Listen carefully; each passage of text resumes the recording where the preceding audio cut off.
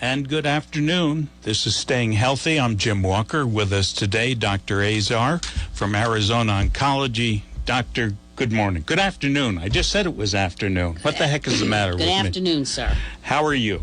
I'm very good today. How are you? Excellent. Well, I'm glad somebody's good today. You're staying healthy. Yes, I'm trying. Yeah. Anyway, before we talk about targeted cancer therapy, let's find out a little bit about you. And you grew up in New York City? I grew up in Brooklyn. Well, we won't hold that against you, even though I grew up in New Jersey. You can ask me what exit. But, of course, if you grew up in Brooklyn, you must have gone to the schools in New York City. Well, I actually went to school in New Jersey. I went to Princeton, and then I came back and went to medical school at Albert Einstein School of Medicine. Well, that's the important thing. You did your medical work in New York City. What brought you to oncology? I was trying to decide what I was going to do, whether it was going to be internal medicine or cardiology or infectious disease. And during my internship, I took care of a patient with leukemia, and I really thought, wow, this is the field for me, and that's how I ended up in oncology. I find it very interesting because you take care of multiple organs and different disease states in multiple organs. As I learned later on, I also think oncology patients are the toughest, nicest people I've ever met. They adjust to their situation, and usually they're very pleasant about it. So that was an added benefit, but I didn't learn that until I started doing oncology. Well, that's good to know. So if I have to talk to patients for any reason, I'll ask for oncology patients. That would be a good idea. Now, let's get to the topic, which is targeted cancer therapy. What does that mean to me or to the folks out there? How can we describe it in a fashion that makes everybody understand the situation? What you're looking for when you try to do targeted therapy, you're looking for a target, either inside the cancer cell, on the cancer cell, and then you're trying to tailor a drug to treat that cancer based on attacking the target. Now, the presumption is that the target, makes the cancer cell grow.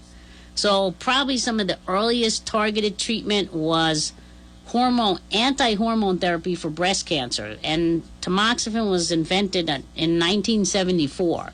And tamoxifen so breast cancer does not fall out of the sky. It comes from a breast cell.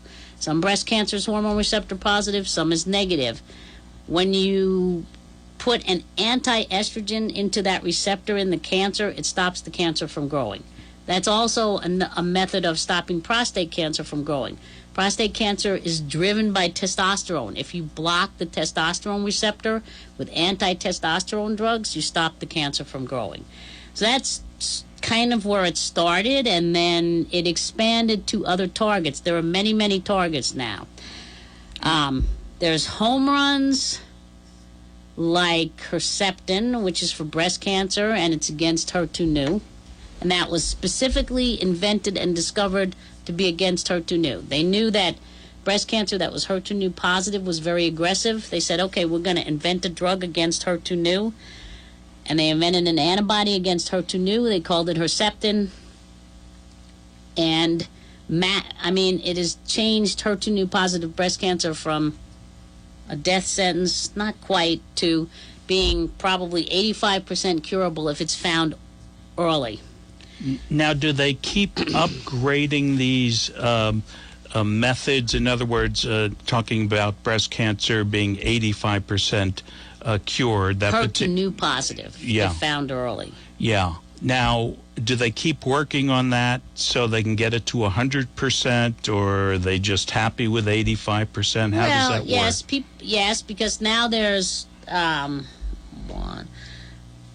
least 4 or 5 other, at least there's 3 other HER2/neu targeted therapies available, and there's more on that,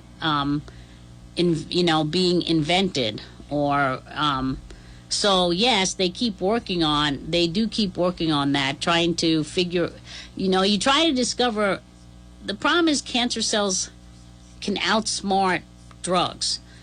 And so then you're working on something else. Why are they outsmarting the drugs? And so in breast cancer specifically now, okay, so it used to be you gave patients anti-estrogens. Mm-hmm. Now there's a new set of targeted therapy called CD46K inhibitors.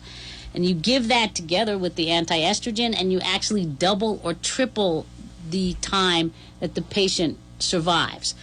It is approved for recurrent cancer, and it is a generalized target, not a specific target, although it's being used in breast cancer.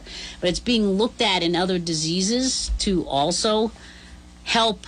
It's kind of like a helper drug, but it hasn't cured breast cancer, but it's tripled the amount of time that people have a response. Now, when you say tripled the amount of time, would that be 3 months, 3 years? The most recent data I saw was 30 months. Mm-hmm. That's a long time. Yes. With cancer that has spread outside the organ that it started in. Now, targeted cancer therapy says to me there must be a lot of time and a lot of work going into determining what the actual target is. How long does it take to develop something like this? I would guess it probably took,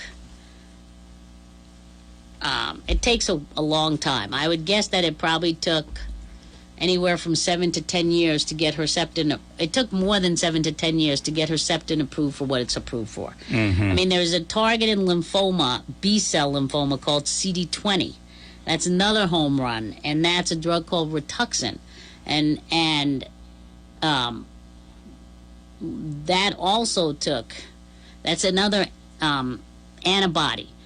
We used to, and that probably took 7 to 10 years, if not more, to get approved, and that's another home run that we have. Now, the problem with monoclonal antibodies, and there are a lot more now because we used to use mouse monoclonal antibodies, and people became allergic to them very quickly. Now they're humanized because we know how to make them so that they're human parts, so that patients have less reactions, they don't develop their own antibodies to them, and they can continue to get those drugs, whereas in the past they got a mouse monoclonal antibody they could only get it once because they'd become allergic to it. The body would reject it?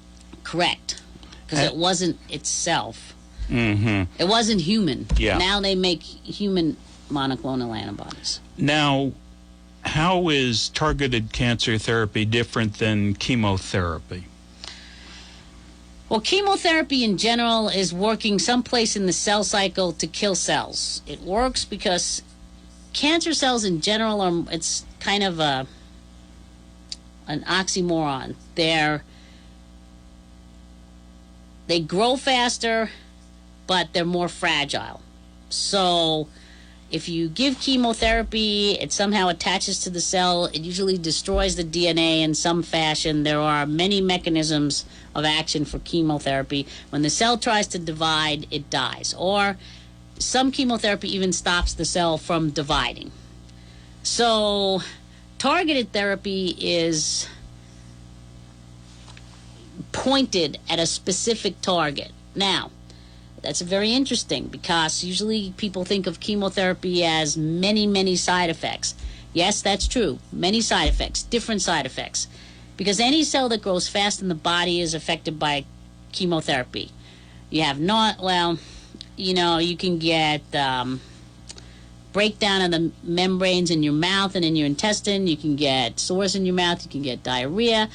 Your bone marrow is affected because your bone marrow divides fast. You can have problems with your blood counts. Targeted therapy, though, is not side effect free. It just has different side effects because the bad proteins, they also didn't just fall out of the sky, and they exist in other organs. So, for example, Herceptin, HER2/neu, is present on heart cells, and Herceptin can cause congestive heart failure. And a reception Herceptin, the one for breast cancer. Okay. Okay? So there's HER2/neu on cardiac cells, and so Herceptin can cause congestive heart failure, which otherwise it's fairly non-toxic. And there are other drugs for breast cancer that can cause heart failure. So when they're given in combination, you get more congestive heart failure. And that was unexpected. And that's why you have to do trials and with humans, not just mice. But that's why it takes so long for something to get approved, discovered, and then get approved, and then see if it works in mice, and it works in a culture plate, and then usually some type of animal, and then usually humans, because it's an onerous process to get something approved.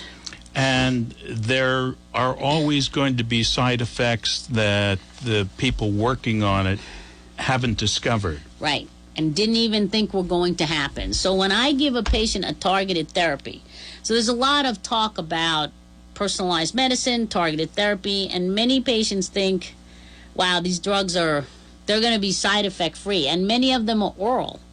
So they're pills. So people even then think, oh, I'm getting pills, and in their mind, they associate all of that with less side effects. So we have to be very careful with these patients. You know, the doctors call them, the nurses call them, we bring them in, we make sure that they know about the different side effects, which can be weird, or not weirder. They're weirder than chemo. They're different. And so patients are thinking, wow, I'm not getting chemo, I'm not going to have any side effects. But that is not true. So you have to be very careful that you explain that to the patient, especially with targeted therapies. So you're saying if you have cancer, whether you get chemo or targeted cancer therapy, there is going to be some residual side effects. Yes. So And there's no easy way out, is what you're telling me. there's no easy way out. No. No. Now, how do you size up a person? If I come in, I've got leukemia, how do you size it up to determine whether I get chemo, whether I get a targeted therapy, or you just say, hey, you've got 2 weeks to live, go fill out your will? So leukemia is sort of a good example. There's a disease called chronic myelogenous leukemia where we hit another home run. Can you spell all these diseases? No, I'm joking. Believe it or not, Okay. I can. So chronic myelogenous leukemia is a disease where there's a broken chromosome. A piece of 9, you have 46 chromosomes. In Okay. chronic myelogenous leukemia, a piece of 9 and 22 get stuck together. They end up making a protein, and we invented a drug that fits into that protein, and somehow that sends a whole message back, and the leukemia stops growing. If you stop the drug, well, now there's cases where the cancer doesn't come back, but most people it will come back. Mm-hmm. So you have to. So if you came in and had leukemia, number one, I'd have to do a bone marrow on you, which is my expert. Love doing bone marrow. So Does that hurt the patient? you know, I had one done to myself, and I'm very, very fast, and parts of it hurt, but I'm fast, so the numbing hurts more than anything. Okay. I'll keep that in mind. Yeah. Can you go to sleep? Some patients have fallen asleep during the procedure. Yes, they have. But you can't be put to sleep. It's dangerous to put somebody to sleep in the office. Okay. So if you had CML, you'd be an excellent candidate for something like Gleevec, but now there's another 3 drugs that work on the same BCR-ABL protein. Okay, what does that mean in English? That's exactly what it is. BCR-ABL is the 2 pieces that Go together from the 922 chromosome. Okay, now does that tell them to separate? Or no, is that what you're attacking? It fits into a site on the protein. Mm-hmm. Nobody really knows exactly how it works, but it fits into a site on the protein, and somehow that protein then manages to send a message back to the bone marrow, and the bone marrow stops producing weird cells. And then you follow, which is weird because nobody expected it to be that good either. Mm-hmm. And so those patients can stay in remission for 20 years on that drug. So if you're 60, that's a lifetime. It is, because the treatment for that used to be a bone marrow transplant, and if you were 60, you weren't going to do so hot. Yeah. So, but let's say you had AML, totally different story, acute myelogenous leukemia, or ALL, acute lymphocytic leukemia. There are targets in both of those diseases. One of them is a protein called FLT3. There was just a new drug invented for FLT3 positive AML, and it's targeted, okay, against that FLT3, another target on the cell. Actually, acute lymphocytic leukemia can be BCR-ABL positive, and you can use things like Gleevec or Sprycel, just like with the CML. And then there's chronic lymphocytic leukemia, where most people, you can just watch them, and they do extremely well for many years. Unless, so we've learned a lot about checking for molecular tests, chromosome abnormalities in these leukemias. They're not things that that your kids can inherit. They are acquired. You acquired them, and that's why you got leukemia. Do we understand everything? No. But so, and there's targets for certain things, and then there's no target. There's some things where we don't know the target yet. Now, in lung cancer, there are now, in non-small cell lung cancer, there are now BRAF, EGFR, ALK, ROS1, and PDL1. There's 5 targets where we have drugs for ROS1, ALK, EGFR, PDL1, and BRAF. Now, when you say we have drugs specific to that target. Okay, and those, is that a cure or is that a postponement? It's a postponement. It's a postponement. Some leukemias can be cured, but in non-small cell lung cancer, right now, it is a postponement. It is not a cure. Probably the best cure for non-small cell lung cancer is to never have smoked in the first place. So, and I never knew a doctor that smoked. I knew doctors who smoked. I know doctors who smoke. Yes. So, but I mean, I think that's the best campaign that we can continue. But it's those markers have changed the face of non-small cell lung cancer. Yes, it still means that eventually the cancer is going to win, but it has changed how much time those patients get. As we identify, for instance, you're talking chromosome number 9 merging with chromosome number 22. We didn't know about that 20 years ago. We did. Okay, 30 years ago. But we didn't. You're ruining my example, We doctor. did. We knew 30 years. But we did. But we learned different techniques, and then we got... So now we can do something called... And then you can ask your question. Next-gen sequencing, where we can sequence the whole piece of DNA. Yes. But we just don't know what it all means. So we're like collecting data, and yes, every time we sequence a piece and find a new target, it's very exciting. Will we eventually... So I volunteered at Sloan Kettering, and I worked for this woman, and she thought interferon was going to cure everybody. Yeah. There was one cure for all cancer. I remember 60 Minutes did and now a piece we know, on that. right? Yeah. Now we know that it seems, even though cancers have certain characteristics that make them cancer, they're all different. And there's things called oncogenes that make the cells go crazy and turn into cancer. So as we find more targets, the question is, when will we come up with the test that finds the cancer early enough to give some targeted drug so that we can cure the person? Now, generally, when you give a test, it's a general test. So you're saying they're also going to have to, if I understand you, create a targeted test to see if you have that particular cancer. Well, you're right. And there are tests like that now where you can find circulating cancer cells in people. But some people never get the cancer, and some people do. And why? Why is a very good question. I don't know. I mean... Now, if they've got the cells, should you attack them right away, or do you wait till they engage? Yeah, well, right now, there's no data or information, or even there's studies going on to look for those cells, but there is no, as far as I know, and I don't know everything, there is no study going on to say, should we do something about what we saw? Mm-hmm. So And people were kind of really excited about that for a while. I haven't heard much at meetings about that lately. So now, what if you combine targeted therapy and chemotherapy, or does that work out to be a disaster? So chemotherapy started being combined. The first regimen was called MOP, and it was for, doesn't matter, oncologists love letters, MOP, CHOP, ABVD, but what you have to be really careful with when you combine chemotherapy is you have to pick drugs that have different side effects that you can give together. If you pick 4 drugs that have heart toxicity, the patient's never going to get through it. Okay, so you have to be really careful what you combine. That's actually how they combined drugs to treat HIV.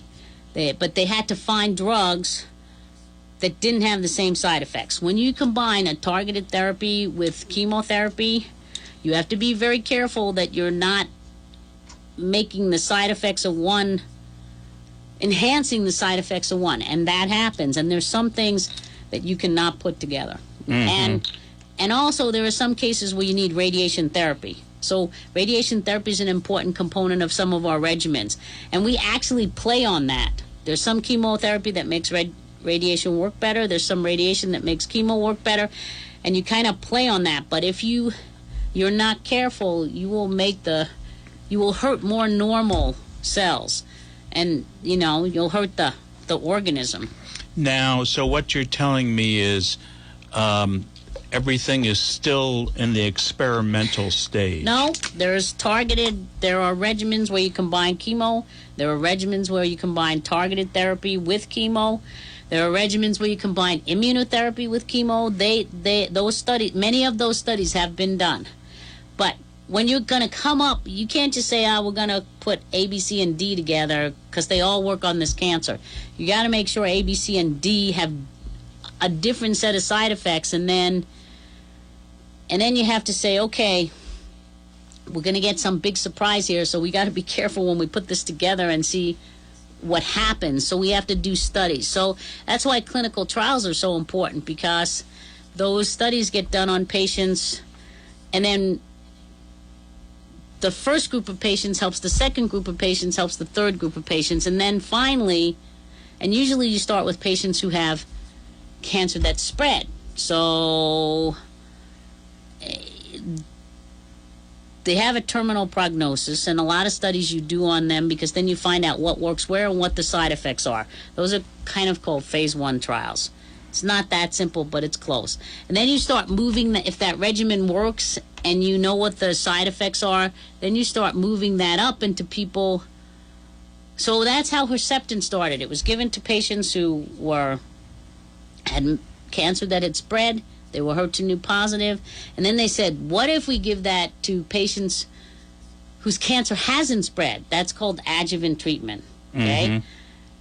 And that's how they started curing people. But it's a slow process of moving it from metastatic disease to adjuvant treatment, which is after surgery, because women have surgery for breast cancer. And then there's, other studies now where now we give the chemotherapy before surgery and see how well the tumor responded. And that's done with a lot of cancers. That's done with lung cancer. That's done with colon cancer, rectal cancer. It's done some with prostate.